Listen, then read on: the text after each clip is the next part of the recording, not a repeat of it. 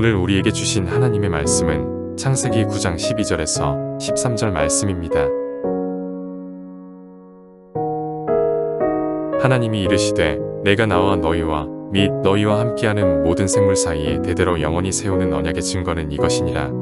내가 내 무지개를 구름 속에 두었나니 이것이 나와 세상 사이의 언약의 증거니라.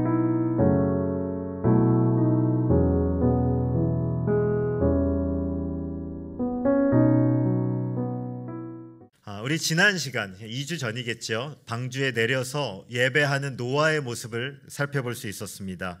이 두 가지 행동의 특징이 있었어요. 하나는 방주에 내리는 노아. 방주에 내릴 때 노아가 그냥 내리지 않고 뭘 기다렸냐면 하나님의 음성을 기다렸어요.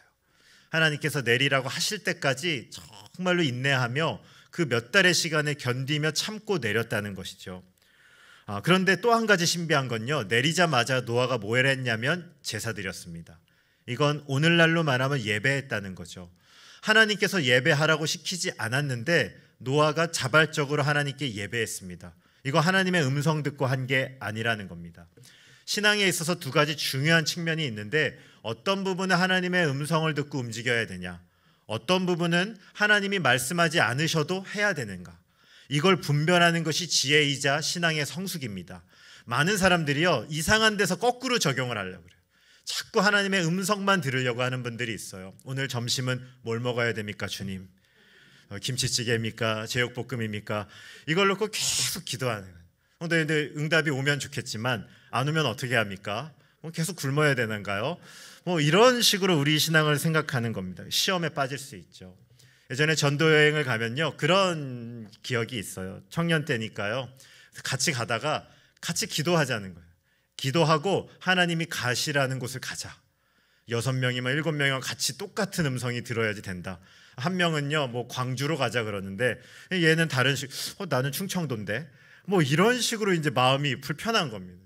물론 하나님이 기적적으로 일하실 수도 있고 신비 역사를 주실 때도 있습니다. 그러나 그걸 일반화해서는 안 된다는 겁니다. 신비는 우리 기독교 신앙 안에 있습니다. 하나님의 기적이 우리 가운데 역사하시고 치유의 능력이 있습니다. 우리는 경험하며 살지 않습니까? 근데 그걸요, 너무 일반화해서 모든 일을 신비로 풀면 안 됩니다. 그걸 뭐라 그러냐면 신비주의라고 말하는 것이죠.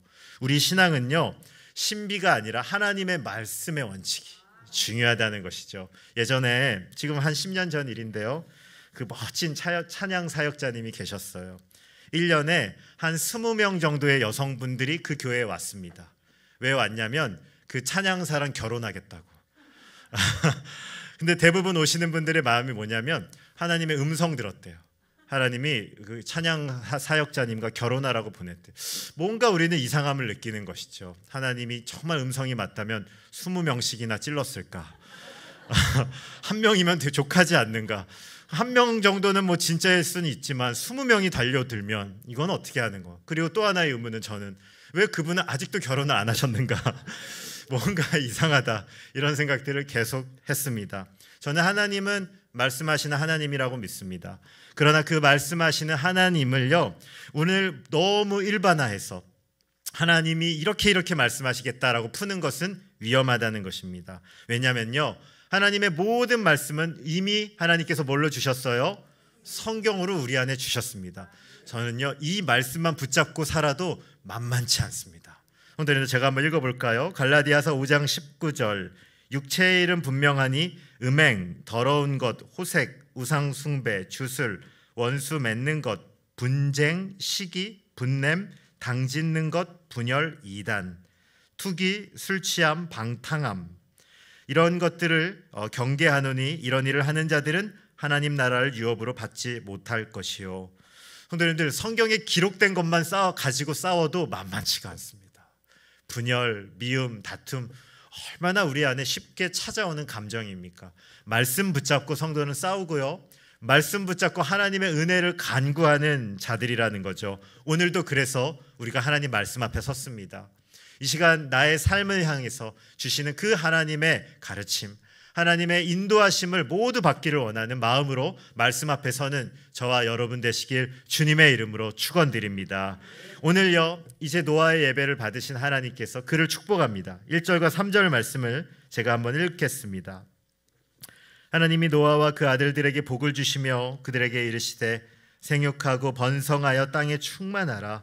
땅의 모든 짐승과 공중의 모든 새와 땅에 기는 모든 것과 바다의 모든 물고기가 너희를 두려워하며 너희를 무서워하리니 이것들은 너희의 손에 붙였음이니라.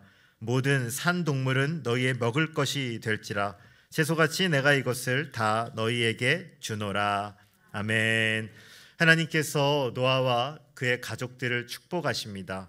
생육하고 번성하고 충만하라. 성도님들, 이거 어디서 본 것 같지 않으십니까?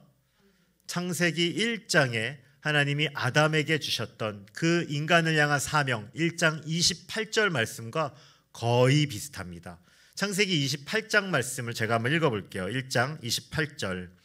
하나님이 그들에게 복을 주시며 하나님이 그들에게 이르시되 생육하고 번성하여 땅에 충만하라. 땅을 정복하라. 바다의 물고기와 하늘의 새와 땅에 움직이는 모든 생물을 다스리라 하시니라. 아멘. 하나님께서 하셨던 말씀 거의 그대로 대부분 노아에게 이어집니다. 그런데 조금 달란 게 있어요. 아담에게는 동물을 다스리라고 했는데 노아는 동물들이 어떻게 할 거다? 너희들을 두려워할 거다. 관계가 살짝 바뀌었습니다. 홍수 이후에 죄로 인해 타락한 인간과 동물 사이에 긴장감이 흐르고 있습니다. 이제는요, 동물이 인간을 두려워하기 시작합니다. 그리고 왜 그랬냐? 3절 말씀을 보면 알 수 있는데요. 이제부터 인간이 뭘 하기 시작하냐면요, 동물을 먹기 시작합니다. 그래서 이 동물들이 인간을 두려워하는 존재로 바뀌기 시작했다는 것이죠. 이전에는 동물을 먹지 않아도 땅에 있는 것들로도 충분했습니다. 그런데 이제는 땅이 저주를 내렸습니다. 인간이 열심히 일해야 될 뿐만 아니라 땅에 있는 가축들을 먹어야 되는 존재가 되었다는 것입니다. 훨씬 더 살기 각박해진 겁니다. 죄로 인해서 인간의 삶이 많이 어려워졌다는 것을 우리는 알 수 있습니다. 4절부터 7절 말씀을 한번 제가 또 읽어보겠습니다. 그러나 그 고기를 그 생명되는 피채 먹지 말 것이니라. 내가 반드시 너희의 피 곧 너희의 생명의 피를 찾으리니 짐승이면 그 짐승에게서 사람이나 사람의 형제면 그에게서 그의 생명을 찾으리라. 다른 사람의 피를 흘리면 그 사람의 피도 흘릴 것이니 이는 하나님이 자기 형상대로 사람을 지으셨음이니라. 너희는 생육하고 번성하며 땅에 가득하여 그 중에서 번성하라 하셨더라. 아멘. 고기를 먹는 방법에 대해서 알려주는데 무엇채 먹지 말라? 피채 먹지 말라고 합니다. 왜냐하면요, 피는 생명이 있기 때문입니다. 실은 이건 고기를 향한 이야기라기보다는 뒤에 읽었듯이 인간을 향한 말씀에 더 가까운 것입니다. 비록 동물을 우리가 먹어야 되지만 동물은 다른 것과는 다른 것이 있다는 것을 우리에게 알려줍니다.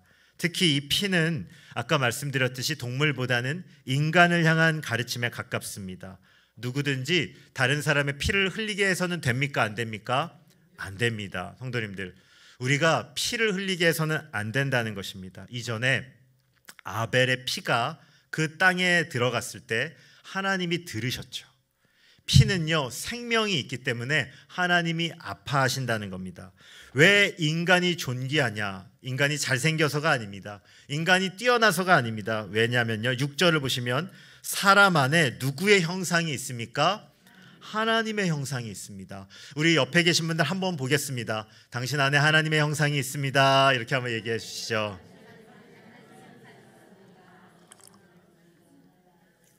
하나님의 형상이 보이시나요? 네, 아멘. 하나님의 형상으로 우리를 빚었습니다. 비록 죄로 인해서 우리가 좀 깨졌습니다. 죄로 인해서 우리의 형상의 손상을 입었습니다. 그러나 잊지 말 것은 그럼에도 인간은 하나님의 형상을 갖고 있습니다. 그래서 우리는 존귀한 자이고요, 사람을 함부로 해서는 안 됩니다. 때로는 연약하고 부족해 보이는 사람들도 있을 수 있지요. 그러나 잊지 말 것은 그 안에도 누가 있습니까? 하나님의 형상이 있다는 것이죠. 하나님이 그것을 오늘 우리에게 말씀하고 있습니다. 사람을 사랑하기가 쉽습니까? 어렵습니까? 성도님들, 네. 어렵습니다. 사람을 사랑하는 건 어렵습니다. 멀리 있는 사람 사랑하는 게 쉽습니까? 가까운 곳에 있는 사람 사랑하는 게 더 쉽습니까? 뭐가 더 어렵습니까? 아니, 누구를 사랑하는 게 더 어렵습니까? 가까운 사람 사랑하는 게 어려워요? 멀리 있는 사람 사랑하는 게 어려워요? 네. 한번 제가 물어볼게요. 아프리카 선교지를 위해 기도하는 게 쉽습니까? 왼수 같은 자녀를 위해 기도하는 게 쉽습니까? 왼수라고 얘기하면 또 오해하실 텐데요. 때로는 가까이에 있는 사람 사랑하는 것이 참 어렵다는 것을 우리는 압니다. 그러나 그게 하나님이 우리를 부르신 중요한 이유 중에 하나입니다. 그것을 기억하시고요. 그 안에도 하나님의 형상이 있는 것을, 특별히 만나기 어려운 사람들 볼 때마다 기억하세요. 하나님의 형상이 있다. 그것을 붙잡는 우리 모든 성만의 성도님들 되시길 주님의 이름으로 축원드립니다. 8절부터 11절 말씀도 제가 한번 읽어보겠습니다. 하나님이 노아와 그와 함께한 아들들에게 말씀하여 이르시되 내가 내 언약을 너희와 너희 후손과 너희와 함께한 모든 생물 곧 너희와 함께한 새와 가축과 땅의 모든 생물들에게 세우리니 방주에서 나온 모든 것 곧 땅의 모든 짐승에게니라. 내가 너희와 언약을 세우리니 다시는 모든 생물을 홍수로 멸하지 아니할 것이라. 땅을 멸할 홍수가 다시 있지 아니하리라. 아멘. 성경에서 오늘 언약에 대한 새로운 관점이 우리에게 주어집니다. 이전에도 언약은 몇 번 쓰였습니다. 성경의 최초의 언약은 어디에 있을까요? 아담에게 주신 행위 언약. 뭘 따먹지 말라? 선악과 먹지 말라. 그리고 이전에 노아에게도 이미 언약이라는 단어를 하나님이 쓰셨습니다. 그런데 오늘 말씀에서 아주 본격적으로 언약이 무엇인지를 우리에게 보여줍니다. 오늘 언약의 내용이 무엇이냐면요, 이제 모든 생물을 뭘로 멸망시키지 않겠다? 물로 멸망시키지 않겠다. 하나님께서 이제는 홍수로 온 땅을 함께 심판하는 일은 없을 것이다 라고 알려줍니다. 그런데 여기 우리 한번 질문을 던질 필요 있습니다. 왜 하나님께서 홍수 심판을 멈추셨을까요? 성도님들 한번 생각해 보신 적 있습니까? 노아 이후로 인간의 죄가 해결됐습니까? 아닙니다. 우리 다 알듯이 노아도 죄로 인해 넘어질 겁니다. 그런데 왜 하나님께서 이미 죄로 인해 한번 세상을 심판하셨는데 오늘 홍수 심판 이후에 세상 심판을 멈추시겠다고 한 이유가 어디 있냐 이 말입니다. 오늘 우리가 한번 생각해 볼 필요가 있어요. 질문을 던지셔야 됩니다. 왜 하나님께서 이제는 심판을 멈추신다고 말씀하셨을까? 우리 본문 12절부터 17절 말씀을 한번 여긴 교독하여 읽겠습니다. 마지막 17절을 합독하여 읽지요. 하나님이 이르시되 내가 나와 너희와 및 너희와 함께하는 모든 생물 사이에 대대로 영원히 세우는 언약의 증거는 이것이니라.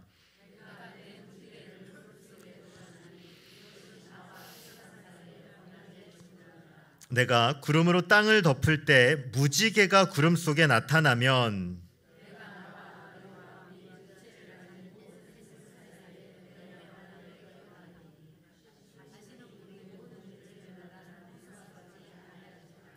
무지개가 구름 사이에 있으리니 내가 보고 나 하나님과 모든 육체를 가진 땅의 모든 생물 사이에 영원한 언약을 기억하리라. 하나님이 노아에게 이르시되 내가 나와 땅에 있는 모든 생물 사이에 세운 언약의 증거가 이것이라 하셨더라. 아멘. 오늘 하나님이 한 가지 힌트를 주십니다. 왜 이 땅을 심판하지 않느냐? 하나님께서 이제 구름 속에 무엇을 주시겠다? 무지개를 주시겠다. 이것이 세상과 나 사이의 언약이다라고 말씀하고 있습니다. 성도님들, 우리 무지개 주로 언제 봅니까?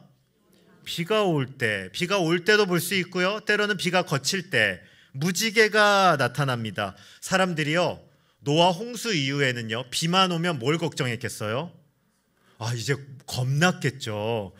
이전에 몇 년 전에 우리 홍수로 재난이 났는데 세상이 다 죽었는데 우리도 죽는 거 아니야? 성도님들, 사람들이 비 올 때마다 무서워하고 두려워하지 않았겠어요? 오늘 이 무지개 단어에 아주 중요한 의미가 있습니다. 성도님들, 이 무지개는요, 히브리어로 퀘시트라는 단어인데 원래 한국말로 무지개로 번역됐는데 무지개가 아닙니다. 이 단어의 원어는 활입니다. 활. 성도님들, 이 영어로 말하면 보우라는 단어가 이 활입니다. 제가 한번 사진을 가져와 봤는데요. 한번 보이시죠? 활 쏘보신 적 있으십니까? 별로 안 쏘보셨네요. 뭐 안 쓰셔도 괜찮습니다.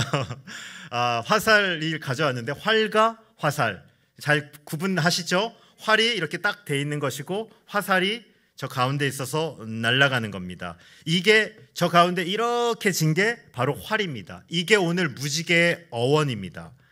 성도님들, 한번 조금 어려운 질문. 그럼 무지개는 영어로 뭘까요? 레인보우. 네. 레인보우가 무지개입니다. 그런데요, 레인보우, 여기에 보우가 활인 거 알고 계셨습니까? 레인이 비고 보우가 화살이죠. 비화살입니다. 비활입니다. 활. 그러니까 비가 올 때 활이다. 성도님들, 왜 레인보우라고 하는지 아셨습니까? 우리 한번 무지개 사진 한번 띄워주실래요? 자, 저 가운데 있는 건 누굴까요? 네, 저 아닙니다. 저였으면 좋았겠는데 그냥 구글에서 한 장 제가 가져왔습니다. 자, 지금 보시면 저게 무지개입니다. 여기서 왜 활이 나왔는지 이제 이해가 되십니까? 예, 저게 활이고 저 가운데 그럼 화살 모양이 있다는 거 알고 계시죠? 저게 딱 활입니다. 자, 그래서 노아 가족 사진으로 한번, 노아가 하나님께 이제 비가 온 다음에 딱 할 때 무지개를 봤을 때 광경이 저런 그림일 겁니다. 자, 여기에 아주 중요한 의미가 있습니다. 왜 보우냐? 성도님들, 레인보우가 왜 보우냐면요, 지금 저 활을요 쏘면은 어디로 나가겠습니까? 하늘로 나가는 겁니다. 굉장히 중요한 메시지가 여기에 있는 겁니다. 홍수 심판으로 하나님께서 어떤 메시지를 주냐면요, 이제 그림은 홍수 심판으로 하나님이 어떤 메시지를 주냐면요, 너희가 실은 심판받아야 돼. 너희가 화살을 맞아야 돼. 너희가 죄인이니까. 근데 이제부터는 홍수 때마다 하나님이 그 활을 하늘을 향하게 하십니다. 그러면서 그들에게 무슨 메시지를 주는 거냐면, 이제부터 이 화살은 너희를 향해 쏘지 않고 나를 향해 쏜다. 성도님들, 놀라운 메시지가 여기 있는 거죠. 이제 화살은 죄인인 너희들을 향해 쏘지 않고 이 화살을 내가 막겠다. 하늘을 향해 쏘겠다라고 하나님이 그 화살을 그들에게 보게 하신 것입니다. 오늘 우리는 이제 예수님의 십자가 시대를 사는 우리는 이 무지개를 보면서 누구를 떠올리셔야 되냐면요, 예수님의 십자가를 보는 것입니다. 성도님들, 죄값을 우리가 받아야 됩니다. 우리가 죽어야 됩니다. 우리가 십자가에 이미 달려야 될 존재입니다. 그런데 하나님께서 그 모든 인간의 죄값을 누구에게 돌린 겁니까? 예수님에게. 하나님이 직접 그분에게 자신의 화살을 쏜 겁니다. 자신의 아들에게 그 화살을 맞게 하신 것이죠. 오늘 무지개가 주는 메시지는 이것입니다. 하나님이 이제 너희들에게 안 쏘겠다. 이제 너희들은 죄값은 여전하고 너희들 여전히 징계를 받아야 되지만 너희가 아니라 하늘을 향해 쏘며 내가 그 화살을 맞겠다. 하나님께서 무지개를 통해 그 인류에게 말씀해 주신 것입니다.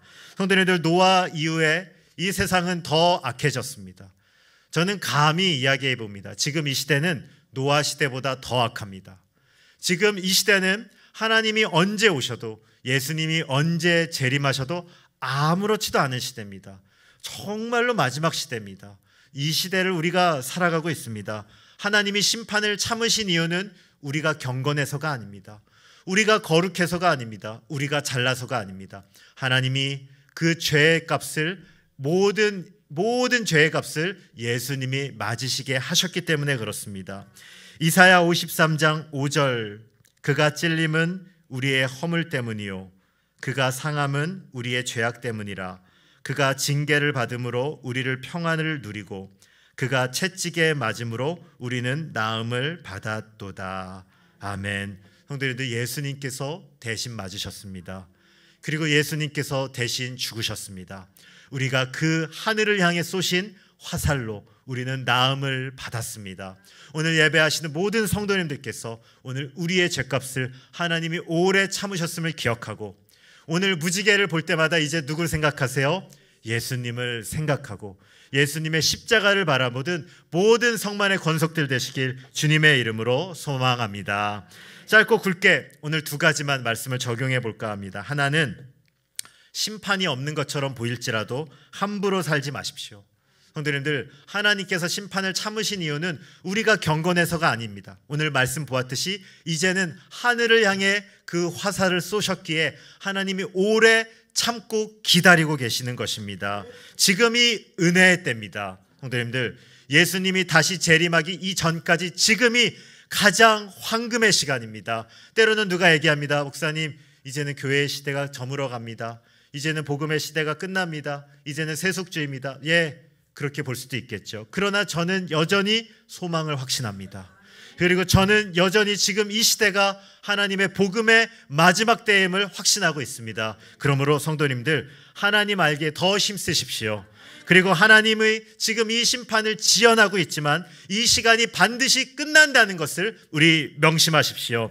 그러므로 두 번째 기억할 것은요, 심판이 오기에 우리는 어떻게 살아야 하겠는가? 우리 모두는요, 하나님의 심판 만날 겁니다. 예수님의 재림이, 우리가 생명이 있을 때 예수님 재림하면 산채로 만날 것이고, 우리 육체의 생명이 다하고 재림이 하나님의 나라를 가면 그때 우리는 또 심판을 만날 것입니다. 베드로후서 3장 6절과 7절 말씀은요, 우리는 어떻게 살아야 될지에 대해서 말씀해 놓았습니다. 우리 한번 화면을 좀 띄워줄까요? 우리 같이 한번 읽어볼까요? 베드로후서 3장 6절과 7절인데 잘못된 것 같네요. 제가 읽도록 하겠습니다. 제가 한번 읽어보겠습니다. 잘 들어보십시오. 이로 말미암아 그때 세상은 물이 넘침으로 멸망하였으되 이제 하늘과 땅은 그 동일한 말씀으로 불사르기 위하여 보호하신 바 되어 경건하지 아니한 사람들의 심판과 멸망의 날까지 보존하여 두신 것이니라. 아멘. 이제 지금 하나님이 뭘 하시냐면요, 지금 보존하고 있대요. 무엇을 위해서? 멸망의 날까지 지금 준비하고 있다는 겁니다. 성도님들, 영적으로 민감하게 깨셔야 됩니다. 정말로 깨셔야 됩니다. 제가 한 가지 알게 된 게 있는데요, 지금 이 시대는요, 거룩한 사람은 점점 더 거룩해집니다. 그런데 어두운 사람은 자기가 왜 어두운지도 모르고 있습니다. 정말 마지막 기회의 때입니다. 우리 자신을 성령 안에 돌보시고 우리 자신을 하나님 앞에 세우셔야 되는 것이죠. 하나님을 붙잡기를 소망하십시오. 그리고 하나님을 더 사랑하기를 소원하십시오. 그리고 열렬한 마음으로 주님의 재림을 기다리는 모든 성도님들 되시길 주님의 이름으로 축원드립니다. 이제 말씀을 정리합니다. 앞으로 무지개 볼 때마다 이제 자녀들도 무지개 보고 손자 손녀들도 무지개 보고 어머 이쁘다 이렇게 말하면요, 거기만 딱 끝나는 게 아니고 우리는 한마디 더 해주시는 거죠. 저 무지개는 하나님께서 하늘을 향해 쏘신 무지개야. 저게 원래 활이야. 얘들아, 저건 하나님께서 그 활을 자신이 맞으시겠다는 의미야. 이렇게 설명해 주시면요, 좀 있어 보일 것 같아요. 오늘부터 성도님들께서 무지개를 볼 때마다 하나님이 하늘을 향해 활을 쏘셨다, 하나님 예수께서 그 활을 맞으셨다, 우리는 믿음으로 그걸 알고 믿음으로 선포하는 자가 되어야 될 줄로 믿습니다. 오늘 우리가 마지막으로 이 시대를 살고 있습니다. 하나님께서 이 심판의 시대 복음으로 우리를 불러주셨습니다. 이 귀한 시간을 받은 자임을 알고 지혜롭게 세월을 아끼며 오늘 이 땅을 사는 모든 성도님들 되시길 주님의 이름으로 축원드립니다.